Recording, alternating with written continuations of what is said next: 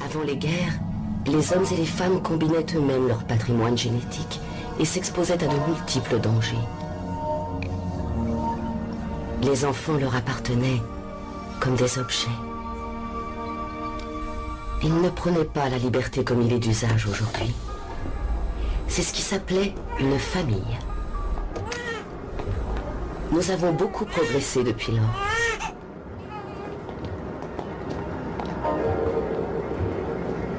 Aujourd'hui, nous n'avons pas de crime, pas de maladie, pas de guerre, pas de vieillesse, pas de souffrance. Nous sommes génétiquement programmés pour occuper la place dans la société qui nous a été attribuée. Et tout le monde est heureux. Très bien, c'est du bon travail. Je ne comprends pas. Comment est-ce que les enfants étaient décantés dans l'ancien temps? Les enfants n'étaient pas décantés, ils naissaient. L'homme et la femme pratiquaient le sexe, la femme tombait enceinte et ensuite elle accouchait. Comme les animaux? Je sais que c'est difficile à croire. C'était une expérience très douloureuse, dangereuse et extrêmement dégradante. Alors ils avaient peur d'avoir des activités sexuelles? Quelquefois, oui. Quand un homme et une femme voulaient avoir des bébés, ils étaient obligés de se marier. Et l'activité sexuelle n'était tolérée qu'entre ces deux personnes. Pendant combien de temps? Toute leur vie. Vous voulez dire que c'était des pères et des Il mères? n'est pas nécessaire d'utiliser un langage ordurier. L'ancien système encourageait les comportements négatifs. L'envie, la traîtrise, la propriété, les enfants étaient élevés dans de très mauvaises conditions et ils n'avaient pas de soma pour atténuer leur douleur. La vie était très différente avant les guerres. Il a fallu que le monde soit unifié par un gouvernement rationnel et scientifiquement éclairé pour que nous puissions entrer dans l'ère du progrès. Aujourd'hui, nous vivons dans le luxe, l'harmonie et la sécurité. Y a-t-il jamais eu une époque plus agréable à vivre? Non. Le monde remercie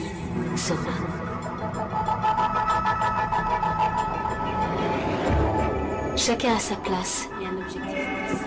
Ainsi, tout le monde est heureux et vit en harmonie. Les alphas, les bêtas, les gammas et les deltas. Tout le monde appartient à tout le monde.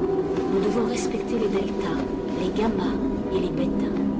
Nous sommes tous utiles et je suis fier d'être un alpha. J'aurais détesté être aussi ennuyeux qu'un delta. Suivre des ordres comme un gamma ou surveiller comme un bêta. Nous sommes tous utiles. Nous devons respecter les deltas, les gammas et les bêtas.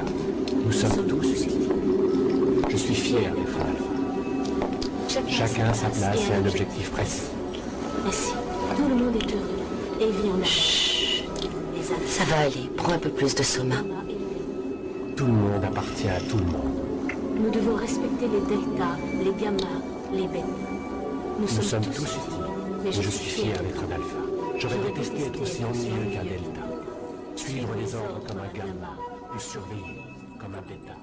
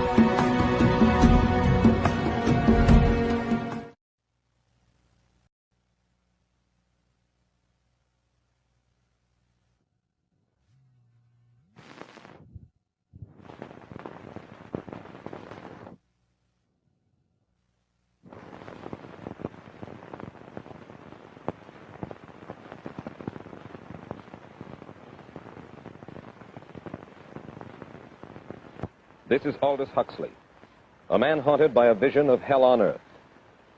A searing social critic, Mr. Huxley, 27 years ago, wrote Brave New World, a novel that predicted that someday the entire world would live under a frightful dictatorship.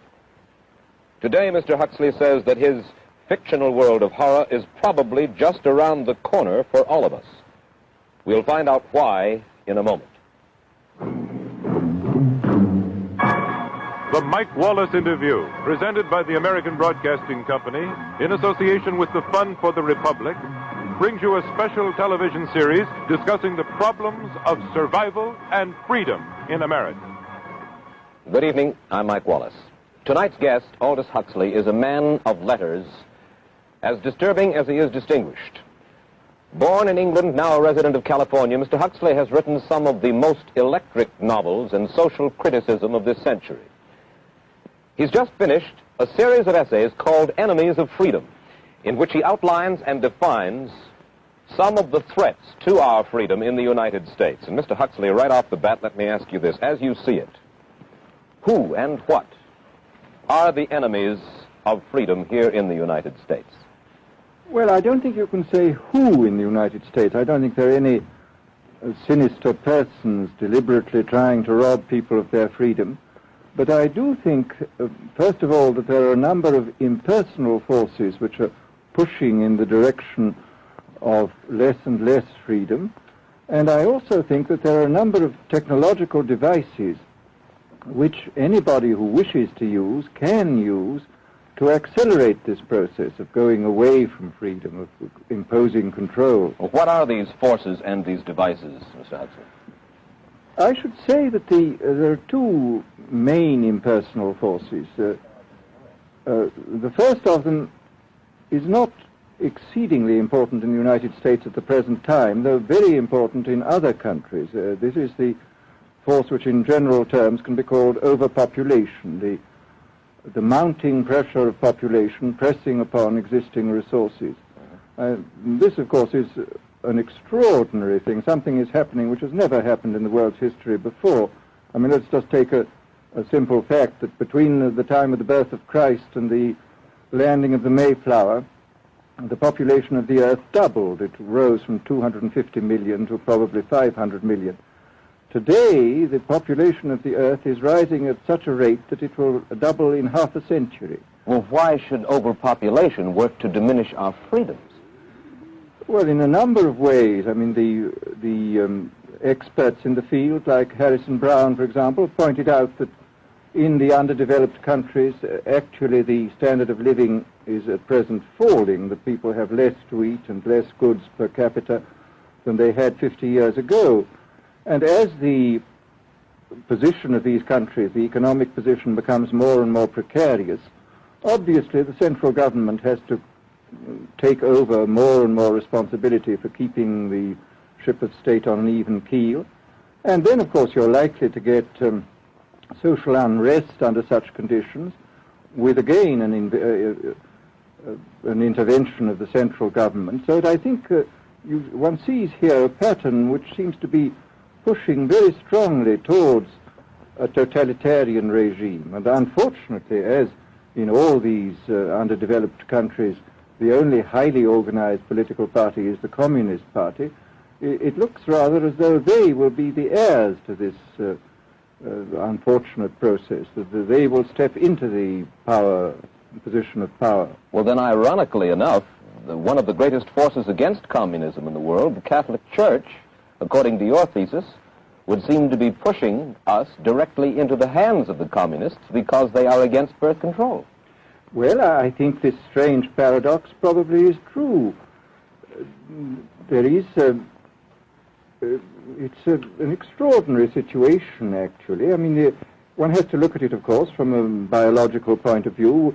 The whole essence of biological life on Earth is a question of balance, and what we have done is to practice death control in a most intensive manner without balancing this with the birth control at the other end. Consequently, the birth rates remain as high as they were, and death rates have fallen substantially. All right, then, so much for the time being anyway for overpopulation. Another force that is diminishing our freedoms. Well, another force which I think is very strongly operative in this country is the force of what may be called over-organization. As technology becomes more and more complicated, it becomes necessary to have more and more elaborate organizations, more hierarchical organizations. And incidentally, the advance of technology has been accompanied by an advance in the science of organization. It's now possible to make organizations on a larger scale than was ever possible before. And so that you have more and more people living their lives out as subordinates in these hierarchical systems controlled by bureaucracies, either the bureaucracies of big business or the bureaucracies of big government. Mm-hmm. Mm-hmm. Now, the devices that you were talking about, are there specific devices or methods of communication which diminish our freedoms in addition to overpopulation and over-organization? Well, there are certainly devices which can be used in this way. I mean, let us take, after all, a piece of very recent and very painful history is the propaganda used by Hitler, which was incredibly effective. I mean, what were Hitler's methods? Hitler used terror on the one kind, brute force on the one hand, but he also used a very efficient form of propaganda, which he was using every modern device at that time. He didn't have TV, but he had the radio, which he used to the fullest extent, mm-hmm. and was able to impose his will on an immense mass of people. I mean, the Germans were a highly educated people.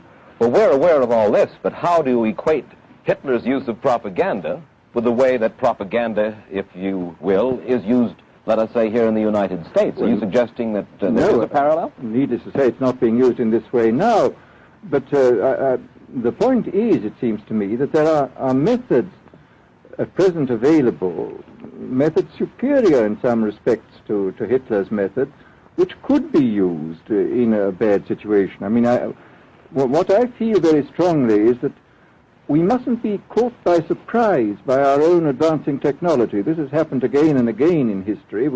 Technology has advanced, and this changes social conditions. And suddenly people have found themselves in a situation which they didn't foresee and doing all sorts of things they didn't really want to do. Well, now, what do you mean? Do you mean that we develop our television, but we don't know how to use it correctly? Is that the point that you're making? Well, at present, the television, I think, is being used quite harmlessly. It's being used, I think, I would feel it's being used too much to distract everybody all the time. But, I mean, imagine, which must be the situation in all communist countries, where the television, where it exists, is always saying the same thing the whole time. It's always driving along. It's not creating a wide front of distraction. It's creating a one-pointed drumming in of a single idea all the time. It's obviously an immensely powerful instrument. Mm-hmm. So you're talking about the potential misuse of the instrument. Exactly. We have, after all technology is in itself morally neutral. These are just powers which can either be used well or ill. It's the same thing with atomic energy. We can either use it to blow ourselves up, or we can use it as a substitute for the coal and the oil, which are running out. You've even written about the use of drugs in this light. Well, now, this is a very interesting subject. I mean, in this book that you mentioned, this book of mine, Brave New World, I postulated a substance called soma, which was a very versatile drug. It would make people feel happy in small doses. It would make them see visions in medium doses, and it would send them to sleep in large doses.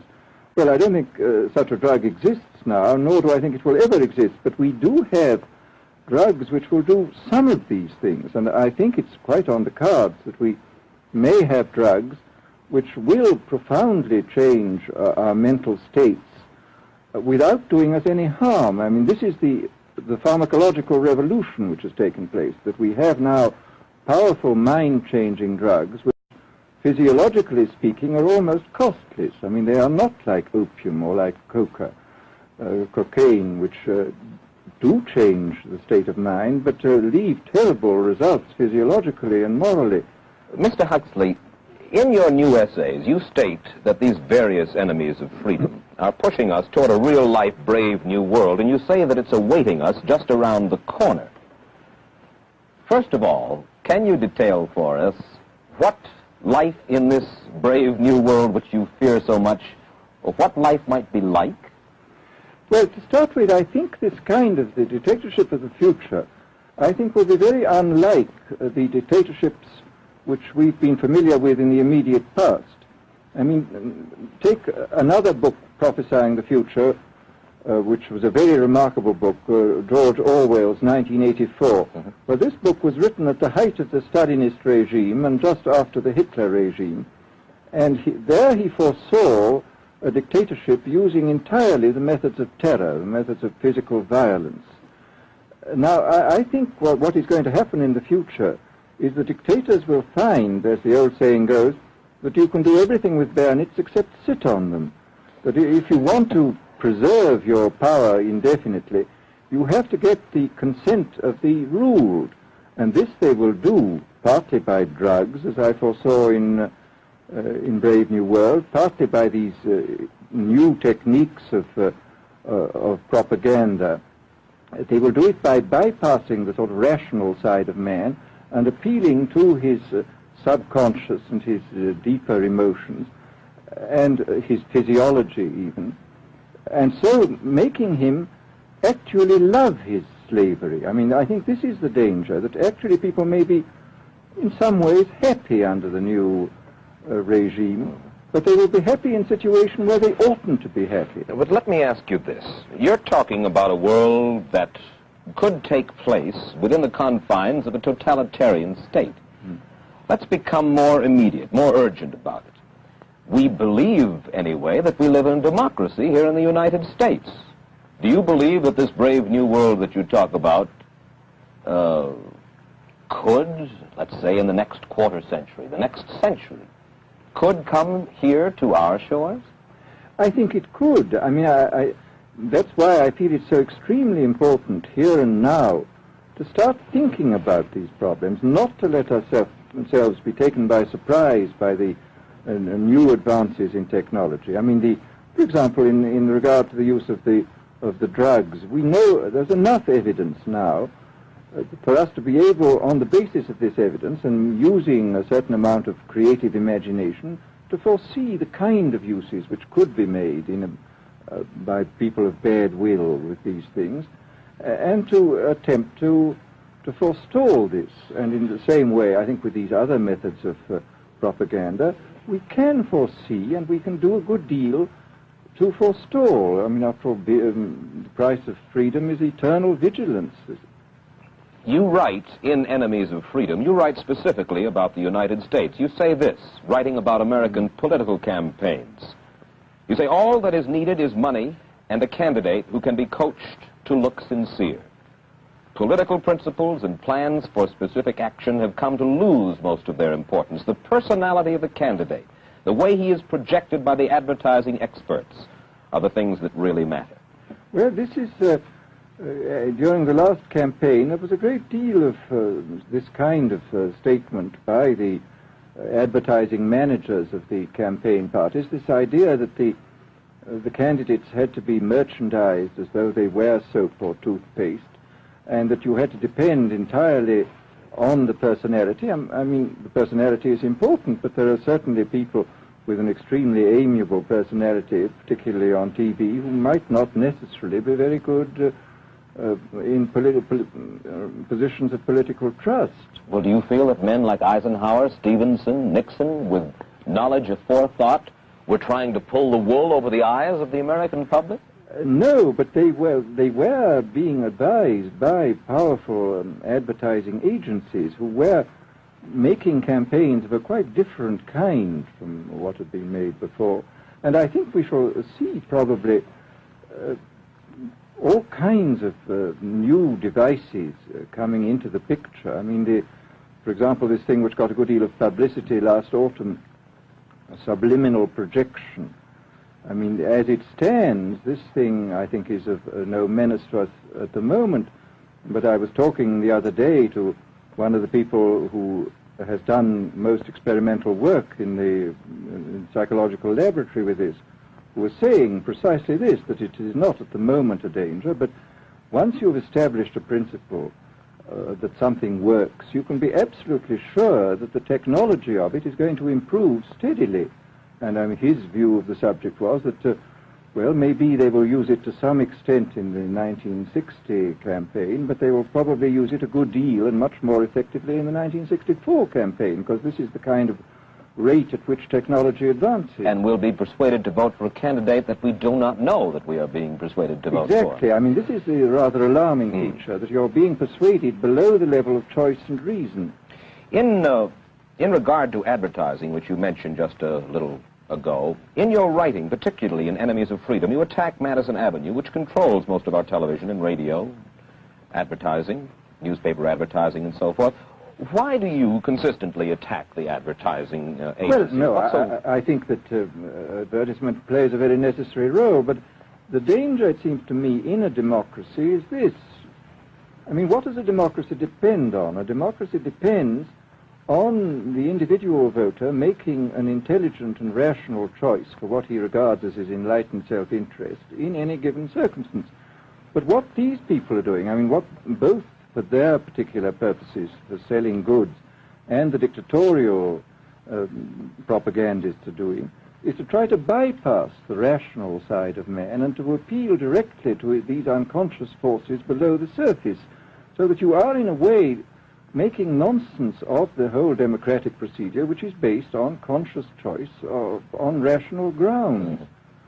Of course, well, maybe you have just answered this next question, because in your essay you write about television commercials, not just political commercials, but television commercials as such, and how, as you put it, today's children walk around singing beer commercials and toothpaste commercials, and then you link this phenomenon in some way with the dangers of a dictatorship. Now, could you spell out the connection, or how do you feel that you have done so sufficiently?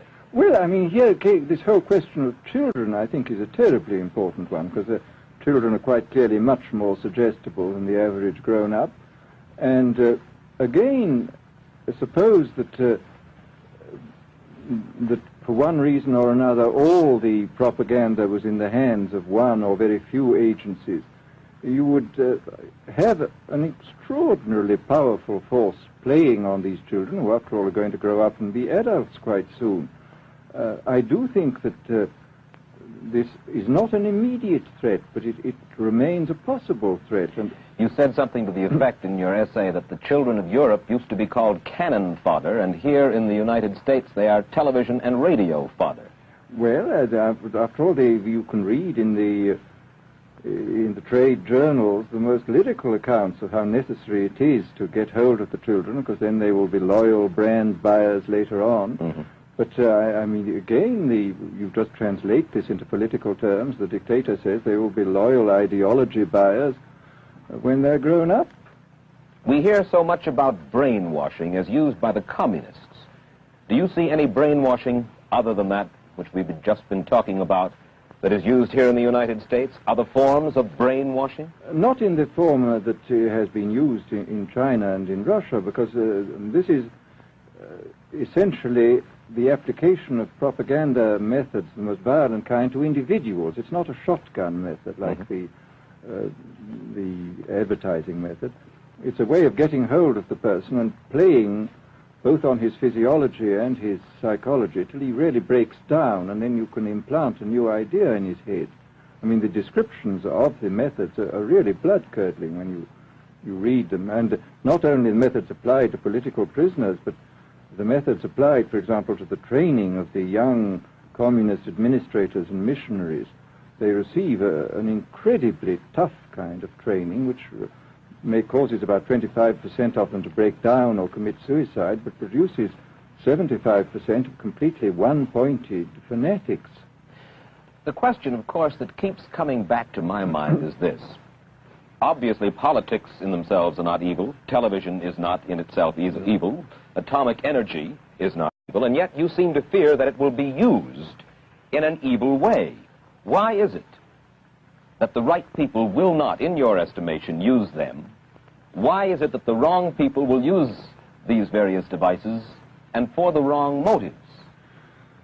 Well, I think one of the reasons is that these are all instruments for obtaining power, and obviously the passion for power is one of the most moving passions that exist in man, and after all, all democracies are based on the proposition that power is very dangerous and that it's extremely important not to let any one man or any one small group have too much power for too long a time. After all, what are the British and American constitutions except devices for limiting power? And all these new devices are extremely efficient instruments for the imposition of power by small groups over larger masses. Well, you ask this question yourself in Enemies of Freedom. I'll put your own question back to you. You ask this. In an age of accelerating overpopulation, of accelerating overorganization, and ever more efficient means of mass communication, how can we preserve the integrity and reassert the value of the human individual? You put the question. Now here's your chance to answer it, Mr. Huxley. Well, this is obviously, first of all, it's a question of education. I think it's terribly important to insist on individual values. I mean, there is a tendency, as you probably read a book by White, The Organization Man, a very interesting, valuable book, I think, where he speaks about the new type of group morality, group ethic, which speaks about the group as though the group was somehow more important than the individual. But this seems, as far as I'm concerned, to be in contradiction with what we know about the genetical makeup of human beings, that every human being is unique. And it is, of course, on this genetical basis that the whole idea of the value of freedom is based. And I think it's extremely important for us to stress this in all our educational life. And I would say it's also very important to teach people to be on their guard against the sort of verbal booby traps into which they're always being led, to analyze the kind of things that are said to them. Well, I think there is this whole educational side, and I think there are many more things that one could do to strengthen people and to make them more aware of what was being done. You're a prophet of decentralization. Well, yes, if this is feasible, it's one of the tragedies, it seems to me. I mean, many people have been talking about the importance of decentralization in order to give back to the voter a sense of direct power. I mean, the voter in an enormous electorate feels quite impotent, and his vote seems to count for nothing. This is not true where the electorate is small and where he is dealing with a group which he can manage and understand. And if one can, as Jefferson, after all, suggested, break up the units into smaller and smaller units, and so get a real self-governing democracy. Well, that was all very well in Jefferson's day, but how can we revamp our economic system and decentralize and at the same time meet militarily and economically the tough challenge of a country like Soviet Russia? Well, I think the answer to that is that there are, it seems to me that the production, industrial production, is of two kinds. I mean, there are some kinds of industrial production which obviously need the most tremendously high centralization, like the making of automobiles, for example.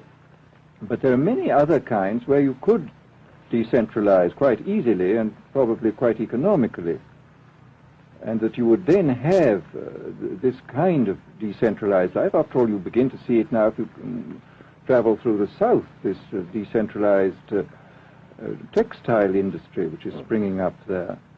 Mr. Huxley, let me ask you this, quite seriously. Is freedom necessary? As far as I'm concerned, it is, yes. Why?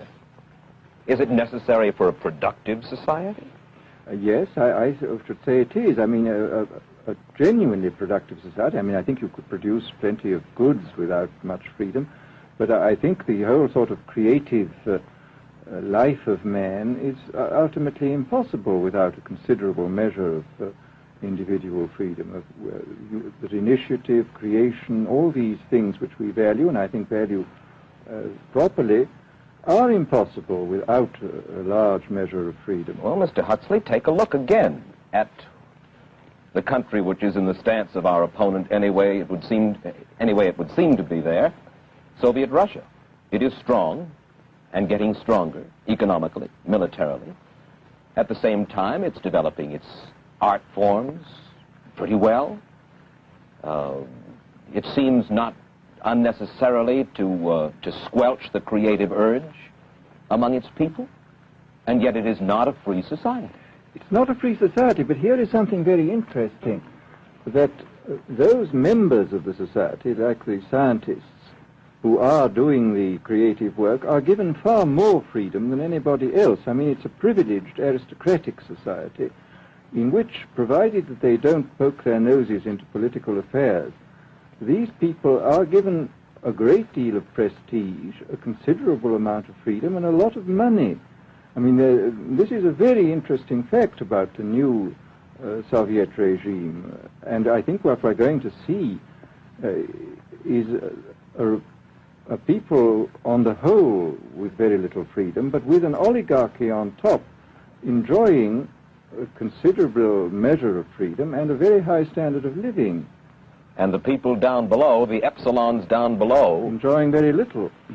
And you think that that kind of situation can long endure? I think it can certainly endure much longer than a situation in which everybody is kept down. Because, I mean, they can certainly get their technological and scientific results on such a basis. Well, the next time that I talk to you then, perhaps we should investigate further the possibility of the establishment of that kind of a society, where the drones work for the queen bees up above. Well, but yes, but I must say I still believe in democracy. If we can make the best of the creative activities of the people on top, plus those of the people on the bottom, so much the better. Mr. Huxley, I surely thank you for spending this half hour with us, and I wish you Godspeed, sir. Thank you.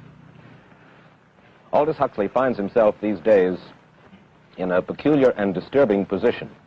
A quarter of a century after prophesying an authoritarian state in which people were reduced to ciphers, he can point at Soviet Russia and say, "I told you so." The crucial question, as he sees it now, is whether the so-called free world is shortly going to give Mr. Huxley the further dubious satisfaction of saying the same thing about us. Stay tuned for a preview of next week's interview. Till then, Mike Wallace, good night.